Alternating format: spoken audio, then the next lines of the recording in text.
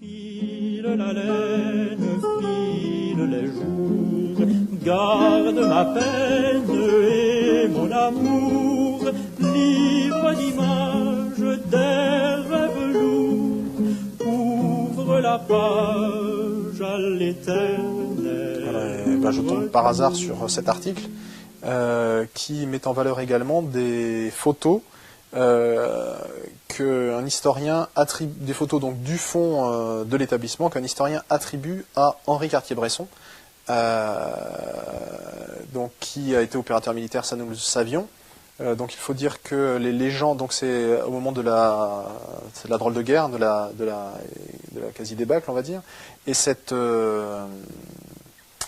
et les registres et les cahiers de légendes ont disparu, et donc on ne peut pas attribuer les photographies de cette époque à tel ou tel opérateur. Et donc cet historien a retrouvé la trace de photographies qui pourraient bien être de la main et de l'œil d'Henri Cartier-Bresson, qui est aussi évidemment un grand nom de la photographie, et avec un regard différent de celui de Raymond Depardon, puisque lui était justement plutôt dans l'instant décisif, donc le temps fort, qu'on ne pouvait pas, le moment unique qu'il faut prendre en photo, parce qu'après il disparaît, qu'il ne revient pas. Garde ma peine et mon amour, livre d'images, des rêves lourds, ouvre la page à l'éternel retour. Notre volonté, dès le départ, était à la fois de faire un livre scientifique, mais aussi un livre grand public, avec beaucoup de photos, pour justement rendre hommage à la production photographique et cinématographique de l'établissement et des collections conservées par l'établissement. C'est pour ça que l'ouvrage là contient 200 photos, enfin 200 illustrations, ce qui est plutôt élevé pour un ouvrage scientifique, et en même temps que les contributions des auteurs sont de l'ordre de 15 000 signes, ce qui est plutôt moins que la plupart des contributions demandées pour des actes de colloque. Donc on a essayé de toucher aussi à travers cet ouvrage un public plus large que le simple, entre guillemets, public des chercheurs. Voilà, donc nous voyons ici Raymond Depardon sur une base aérienne alors qu'il descend d'un avion. Donc Raymond Depardon pris par son camarade Yves Nouchy. Donc un article évoque dans l'ouvrage cette période de sa vie alors qu'il était encore tout jeune photographe.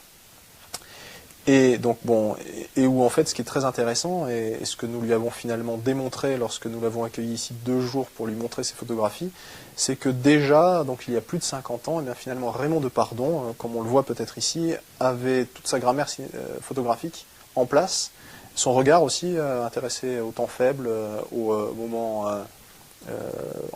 creux, comme il aime à le dire. Et bien tout était déjà là, voilà, avec l'intérêt aussi sur les populations, l'intérêt aux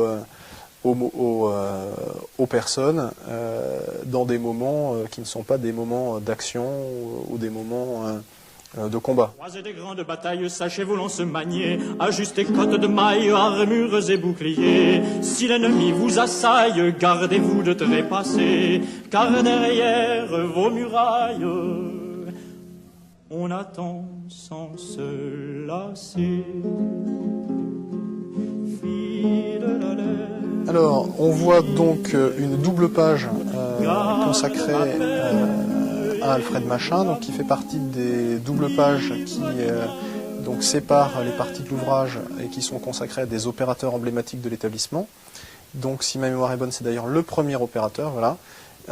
Donc, on a une page qui, très rapidement, rappelle en quoi l'opérateur en question, donc Alfred Machin, est important pour l'histoire du cinéma ou de la photographie, et donc un petit encart résumant les informations principales de sa biographie, une photo de lui, donc un portrait d'Alfred Machin, et une photo réalisée par lui, photo au sens large, c'est-à-dire photographie ou photogramme, pour les cinéastes, donc photogramme, comme c'est le cas ici, c'est-à-dire une image issue en fait de la pellicule d'un film réalisé par Alfred Machin.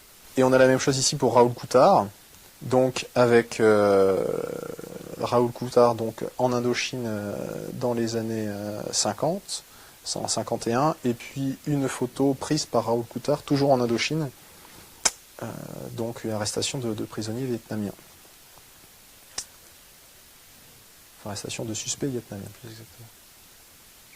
Voilà. Dans la chanson de nos pères, Monsieur de Malbrouck est mort. Si c'était un pauvre air, on n'en dirait rien encore. Mais la dame à sa fenêtre, pleurant sur son triste sort, dans 1000 ans, 2000 peut-être, se désolera encore. Effectivement, il y a beaucoup de grands noms du cinéma et de la photographie qui sont passés par l'établissement et qui ont été formés à l'établissement en tant qu'appelés. Donc c'est le cas de Coutard dont on parle à l'instant, c'est le cas de Schoendorfer, qui est très lié à Coutard, c'est le cas de Lelouch, de Broca, de Bruno Podalides plus récemment, de Costa Gavras, de cette personne moins connue comme Robert Enrico, Jean-Gabriel Elbicoco, ou enfin je vais en oublier certainement des tas, mais enfin bon, Rinaldo Bassi, Gérard Pires, etc. Bref, donc il y a beaucoup de grands noms quand même, de grands cinéastes qui ont été formés à l'établissement. Donc ensuite, pour répondre précisément à votre question sur Raoul Coutard, Raoul Coutard et Pierre Schoendorfer étaient ensemble en Indochine comme opérateurs militaires, donc photographes et caméramans. Ils se sont rencontrés là-bas et lorsqu'ils ont été démobilisés, Schoendorfer, qui avait déjà l'intention et le projet de devenir cinéaste, a fait appel à Coutard pour ses premiers films, donc fin des années 50, début des années 60. Et ensuite, c'est vrai que Coutard a été reconnu pour son travail sur les films de Schoendorfer immédiatement et que il a enchaîné ensuite les succès, hein, les plus grands films de Godard des années 60 sont éclairés par Coutard, Truffaut de même, et puis le Lola de Jacques Demy est aussi, doit aussi beaucoup à la photographie de Raoul Coutard. Bleu des troubadours, regret des festins de joie aux fleurs du joli tambour. Dans la grande cheminée s'éteint le feu du bonheur, car la dame abandonnée ne retrouvera son cœur.